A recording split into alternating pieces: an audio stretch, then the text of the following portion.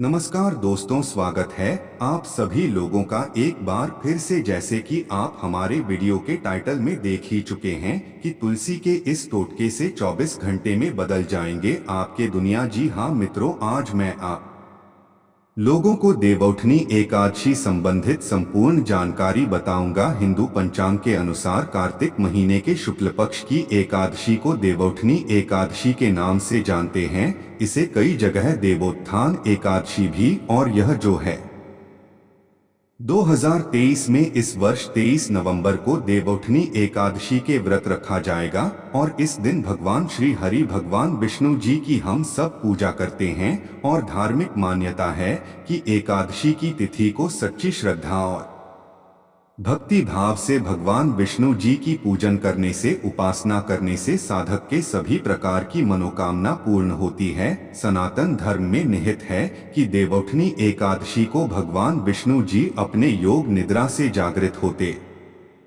हैं, अर्थात योग निद्रा से जागते हैं। और इससे पूर्व 4 महीने अर्थात चातुर्मास के दिन में भगवान विष्णु जी क्षीर सागर में सोते हैं। तो यह भी कहा जाता है कि इस दौरान जैसे कि भगवान विष्णु जी देवशयनी एकादशी के दिन सोते हैं तो 4 महीने तक कोई भी मांगलिक कार्य नहीं किए जाते। 4 महीने तक जो सृष्टि का कार्यभार होते हैं भगवान शंकर जी संभालने का काम करते हैं। लेकिन देवउठनी एकादशी के बाद है सभी मंगल कार्य शुरू हो जाते हैं। भगवान विष्णु जी योग निद्रा से उठ जाते हैं। देवउठनी एकादशी से जैसे कि शादी है, सगाई है, जितनी भी मांगलिक कार्य कहे जाते हैं ये सब शुभारंभ हो जाते हैं, आरंभ हो जाते हैं। आसान शब्दों में कहा जाए तो मांगलिक कार्य जीतने भी होते हैं देवउठनी एकादशी से शुरू हो जाते हैं। तो आज के जो हमारे वीडियो विषय है बहुत ही सुंदर है। आज मैं आप लोगों को एकादशी संबंधित संपूर्ण जानकारी बताऊंगा। साथ ही इस वीडियो में मैं आप लोगों को बताऊंगा कि देवउठनी एकादशी के दिन हमें क्या करना चाहिए जिससे हमारे आध्यात्मिक उन्नति हो। अध्यात्म उन्नति के साथ साथ हमें मोक्ष की प्राप्ति हो। मृत्यु के बाद व्यक्ति को मोक्ष ही चाहिए। साथ ही इस वीडियो में मैं आप लोगों को बताऊंगा कि देवउठनी एकादशी के दिन तो मैया में कौन सी ऐसी चीज चढ़ाने से 24 घंटे के भीतर में हमारी मनोकामना पूर्ण हो जाए। तो यह वीडियो ध्यान से देखिएगा। देखिए, एस्ट्रो सच चैनल का मकसद है जनहित एवं जन कल्याण करना। हम हर दिन बोलते हैं कि आप सभी दर्शकों को फिर से बताना चाहेंगे। आप हमारे वीडियो को देख रहे हैं, आप हमारे विवश नहीं बल्कि आप हमारे परिवार के हिस्से हैं, आप हमारे परिवार के लोग हैं। हमारे इस वीडियो में व्यूज आए या न आए, सब्सक्राइबर बढ़े या ना बढ़े, इससे हमें किसी भी प्रकार का कोई फर्क नहीं पड़ता। अगर हमारे वीडियो को देख के किसी एक भी व्यक्ति का भला होता है तो हमें काफी अच्छा लगता है, हमें भी पुण्य की प्राप्ति होती है। हमें भी ऐसा लगता है कि आज YouTube में आकर के जो जानकारी दे रहे हैं वह जानकारी सार्थक हुआ। आइए इस वीडियो में जानते हैं देवउठनी एकादशी की तिथि। इससे पहले वीडियो में आगे बढ़ने से पहले अभी तक ओम नमो भगवते वासुदेवाय नहीं लिखे तो लिख दीजिए। साथ ही साथ वीडियो को लाइक कर चैनल को सब्सक्राइब करें। हमारे सपोर्ट जरूर करना ताकि हमारे मनोबल बढ़े और आप सभी दर्शकों को इस प्रकार ज्ञान भरी अच्छे से जानकारी वीडियो दे पाए। देवउठनी एकादशी की तिथि गुरुवार 22 नवंबर को रात्रि में 11:30 में शुरू हो जाएगा, जो कि अगले दिन 23 नवंबर को रात 9:03 में समाप्त होगा। साधक 23 नवंबर को भगवान विष्णु जी की पूजा उपासना कर सकते हैं, एकादशी के व्रत रख सकते हैं। 24 नवंबर को सुबह 6 बजे से 8:13 में इनका पारण आप कर सकते हैं। देवउठनी एकादशी की पूजन विधि ध्यान से सुनिए तो दशमी के दिन से आपको लहसुन प्याज समेत जितने भी तामसिक भोजन होता है सबका त्याग कर देना चाहिए। अगले दिन यानी कि एकादशी को ब्रह्मा मुहूर्त में आपको उठना चाहिए। नित्य कर्म से निवृत्त होकर पानी में गंगाजल मिलाकर के स्नान करना चाहिए, क्योंकि अगर आप जो है गंगा के तट के पास में रहते निवास करते हैं तो गंगा में नहा सकते हैं। लेकिन अगर गंगा के पास में नहीं है तो कोई पवित्र नदी में स्नान कर सकते हैं। पवित्र नदी आसपास में नहीं बह रहे हैं तो गंगा मैया की कुछ बूंदें डालकर के नहाने के पानी में डाल कर के कर सकते हैं। इसके पश्चात आचमन करके व्रत का संकल्प ले सकते हैं। अब सूर्य देव को जल आपको अर्घ्य देना है या फिर भगवान श्री हरि विष्णु जी के पूजन में आपको फल फूल पुष्प धूप दीप कपूर बाती पीले मिष्ठान आदि से भगवान विष्णु जी की आरती करना है और अंत में आरती अर्चना करने के बाद दिन भर आपको उपवास रखना है। संध्या काल हाल में फिर से आरती अर्चना करने के पश्चात आपको फलाहार करना है। दिन में एक बार फल और जल ग्रहण कर सकते हैं। 23 नवंबर को नित्य दिनों की तरह आपको पूजन उपासना करके पारण करना है। इसके बाद ब्राह्मणों को जरूरतमंद जितने भी लोग हैं आप उन्हें अन्न दान कर सकते हैं, सामर्थ्य अनुसार दे सकते हैं। चलिए इस वीडियो में जानते हैं आखिर हमें देवउठनी एकादशी के दिन कौन सी ऐसे उपाय करना चाहिए जिससे हमारे आध्यात्मिक उन्नति हो, हमारे बंद किस्मत के ताले खुले। कहने का मतलब है कि आप में से अधिकतर लोग ऐसे बोलते हैं कि गुरुजी जी हम काफी मेहनत करने के बाद भी सफल व्यक्ति नहीं बन पा रहे हैं, अर्थात पैसे तो आते हैं लेकिन चले जाते हैं, अर्थात हमारे घर में लक्ष्मी स्थिर नहीं हो पा रही है। और अधिकतर ये सभी के साथ में होता है। लक्ष्मी को स्थिर रखने के लिए हमारे धर्मशास्त्रों में अनेक उपाय बताए हैं। यह भी कहा जाता है जहाँ पर भगवान विष्णु जी की पूजन किया जाए, उपासना किया जाए, वहाँ पर माता लक्ष्मी स्वतः खिंचे चले आते हैं। जहाँ पर विष्णु है अर्थात धर्म है वहाँ पर लक्ष्मी खिंचे चले आते हैं। जहां धर्म है वहां धर्म है। तो चलिए इस वीडियो में जानते हैं कि किस प्रकार से हम अपने घर की लक्ष्मी को स्थायी कर सकते हैं, अर्थात धन दौलत को स्थायी बना सकते हैं। साथ ही साथ इस वीडियो में बताऊंगा रोजगार के साधन के इस प्रकार से अगर आप बेरोजगार हैं तो आपको रोजगार की प्राप्ति होगा। धन दौलत के साथ साथ सुख संपत्ति एवं धर्म की प्राप्ति करने का सबसे सरल आसान विधि बताऊंगा, क्योंकि प्राचीन ज्ञान चैनल का मकसद केवल पैसा कमाना ही तक सीमित नहीं है। मैं आप लोगों को अध्यात्म उन्नति का धर्म क्षेत्र संबंधित विशेष प्रकार के बहुत सारे जानकारी भी बताता हूं। तो भगवान विष्णु को प्रसन्न करने के लिए देवउठनी एकादशी के दिन भगवान विष्णु जी को केसर और दूध से ध्यान से सुनना। जो दूध है उसमें केसर मिला करके तो केसर युक्त दूध से भगवान विष्णु जी का अभिषेक करना चाहिए। ऐसा करने से व्यक्ति के सभी प्रकार के मनोकामना की पूर्ति होती है। इससे भगवान विष्णु प्रसन्न होते हैं। ये जो उपाय है यह शास्त्रों में लिखित उपाय है।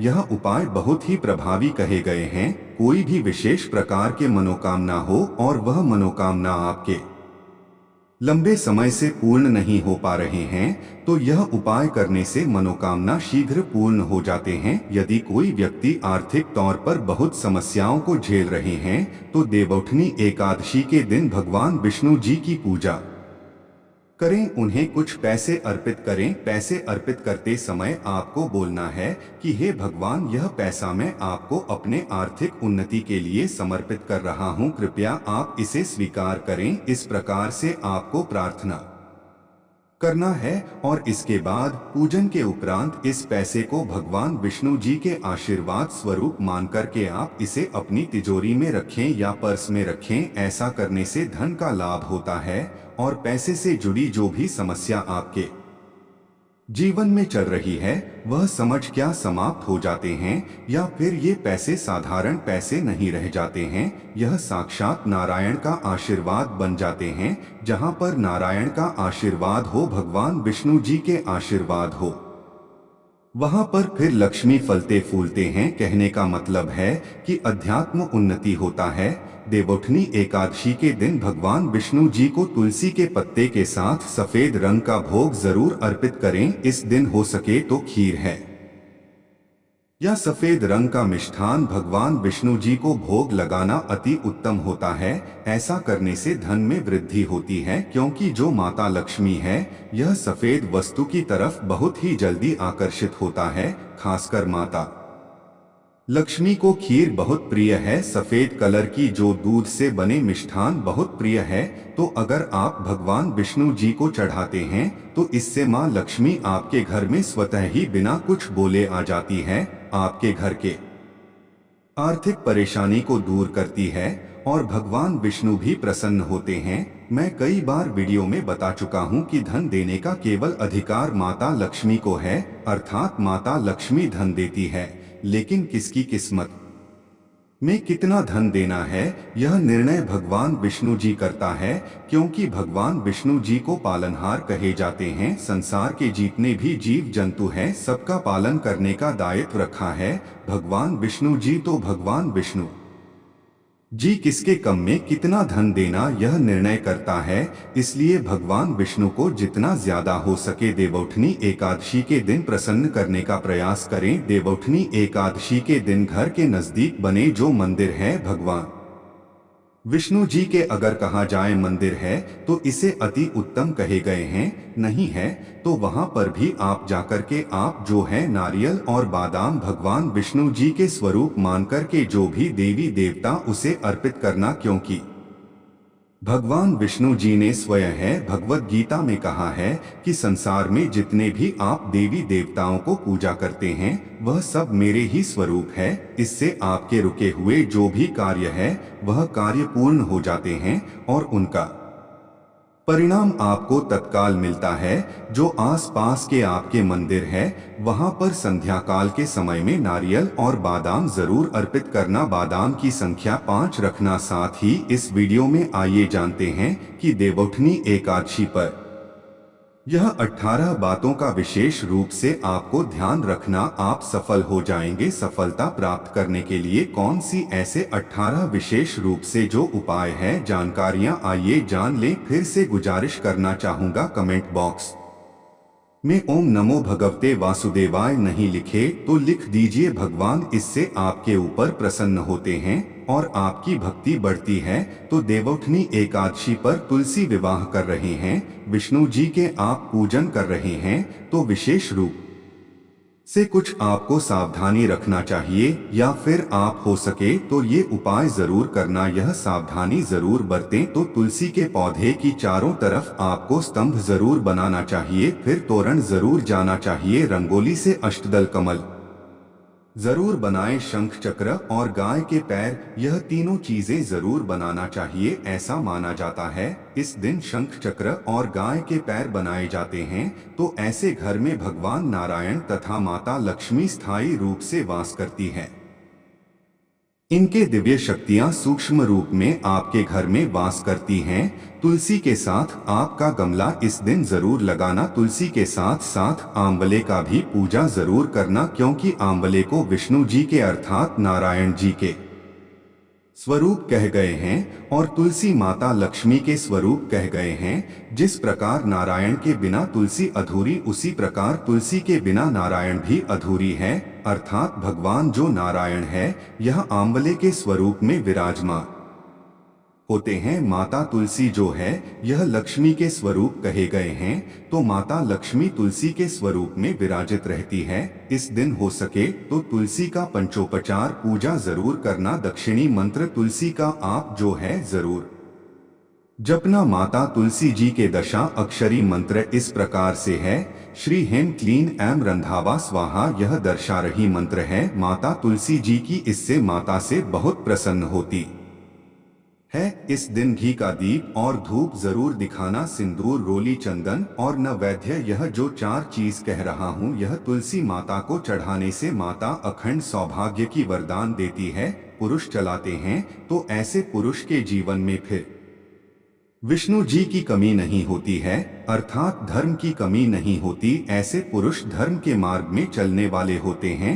धन की कमी नहीं होती। हो सके तो इस दिन तुलसी माता को वस्त्र अलंकार से सुशोभित वस्त्र अलंकार आपको भेद करना है। लक्ष्मी का स्तोत्र चित्र या दामोदर अस्तु तत्र यह जो पाठ कह गए हैं आपको जरूर पढ़ना चाहिए। तुलसी के चारों ओर दीप दान जरूर करें। ऐसा माना जाता है जो भी व्यक्ति तुलसी को एकादशी की तिथि में दीप दान करते हैं चारों तरफ, तो ऐसे व्यक्ति को मृत्यु के पश्चात कभी भी अंधेरे की प्राप्ति नहीं होती। कहने का मतलब है कि जो आप दीप दान करते हैं वह दीप प्रकाशित होते हुए आपके जीव आत्मा को स्वर्ग तक पहुंचाने में मदद करती है। हो सके तो इस दिन दीप दान जरूर करें, और दीप दान करने से हमारे पूर्वजों के आत्मा को भी शांति मिलते हैं। जो हमारे पूर्वज किसी कारणवश नाक में भोग रहे हैं, किसी कारणवश उन्हें स्वर्ग की प्राप्ति नहीं हो रहा है, तो दीप दान करने से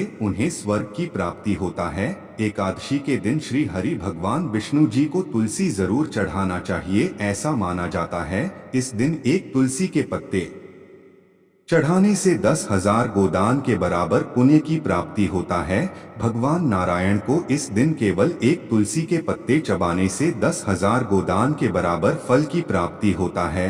लेकिन आज के दिन जान लीजिए, अर्थात एकादशी के दिन, देवउठनी एकादशी के दिन तुलसी के पत्ते नहीं तोड़े जाते। पहले से आपको तोड़ कर के रखना। जिन दंपतियों के यहाँ संतान न हो, ऐसे व्यक्ति तुलसी नमाज तक जरूर पढ़े, इससे संतान की प्राप्ति होता है। तुलसी ने मार्च तक पढ़ने से शीघ्र जिनके विवाह नहीं हो रही है उनके शीघ्र विवाह होते हैं। बल्कि जो व्यक्ति मिश्रण है हो चुके हैं, जिनके कोर्ट कचहरी का मामला चल रहा है, इनके भी समस्या दूर होती है। नए घर में तुलसी का पौधा इस दिन लगाने से श्री हरि भगवान विष्णु जी बहुत प्रसन्न होते हैं और ऐसे घर में सभी प्रकार के मांगलिक चीज प्रदान करते हैं। नौकरी पाने के लिए, कारोबार में तरक्की के लिए, या फिर हो सके तो अपने जीवन में उन्नति के लिए, तो तुलसी का पौधा पीले कपड़े में बांधकर आप ऑफिस या दुकान में जरूर रखना। इससे आपको कारोबार में, नौकरी में प्रमोशन मिलेगा, आपको हर कार्य में तरक्की मिलेंगे। आप अपने घर में भी यह कार्य कर सकते हैं। तो आशा करता हूं कि देवउठनी एकादशी संबंधित संपूर्ण जानकारी इस वीडियो में बताया हो, वह जानकारी आपके जीवन में मंगलमय एवं कल्याणकारी साबित होंगे। तो इस वीडियो को लाइक कर चैनल को सब्सक्राइब जरूर करना और जनहित एवं जन कल्याण के लिए इसे आगे जरूर शेयर करना। हो सकते हैं आपके जैसे किसी के लिए अमृत जैसे हो जाए। वीडियो देखने के लिए धन्यवाद दर्शकों, नमस्कार।